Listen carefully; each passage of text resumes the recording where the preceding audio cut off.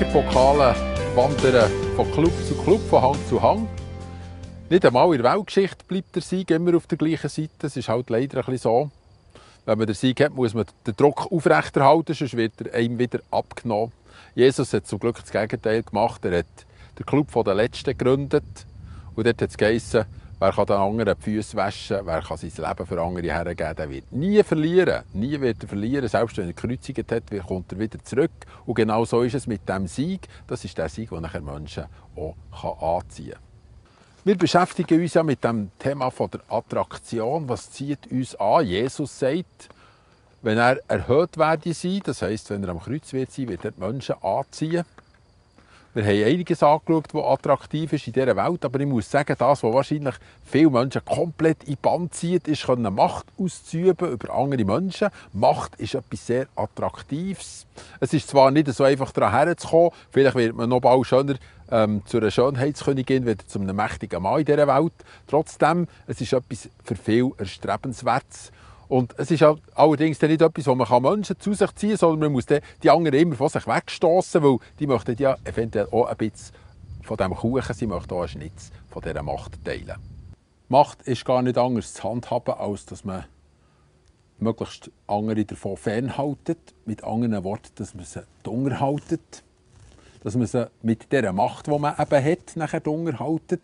Und so wird einem die Macht garantiert. Und das ist etwas, was bei Jesus ganz anders war. Er hat gesagt, ich tue Menschen zu mir ziehen und ich gebe ihnen Teil an meinem Reich. Sie dürfen selber auch ausgestattet sein mit dem, was ich habe. Wir haben jetzt hier eine kleine Burg aufgesucht, eine alte, romantische Ruine. Und das zeigt, Macht ist etwas, das zerfällt. Macht ist nicht etwas, das immer bleibt. Irgendeine Ecke der Weltgeschichte verbröselt eben die Macht, zerbröckeln auch die alten Burgen.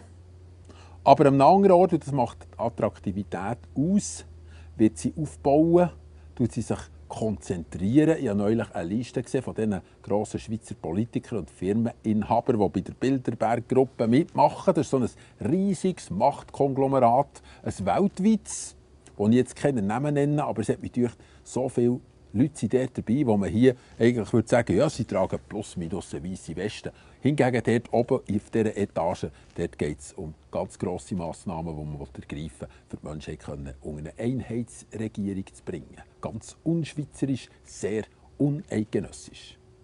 Wo sich Macht kulminiert, zusammenbraut und auf die Spitze treibt, der geht es leider auch nicht ohne Unwahrhaftigkeit.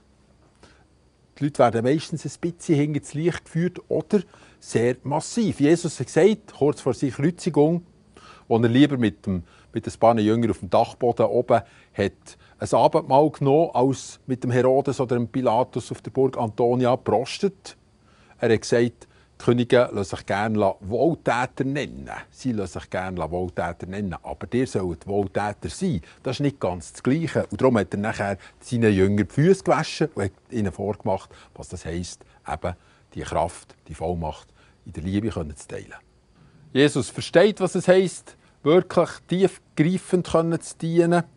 Er zieht Menschen zu sich, sogar noch am Kreuz. Und er weiss genau, dienen macht ihr guten Art beliebt. Jemand, der wirklich dient, der bekommt Liebe, ihm fliegt das Herz zu.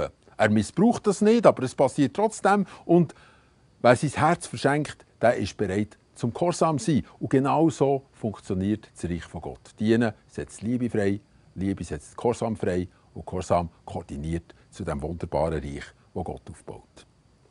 Es gibt allerdings so eine gute Nachricht für die Leute, die an der Hebel der Macht sind.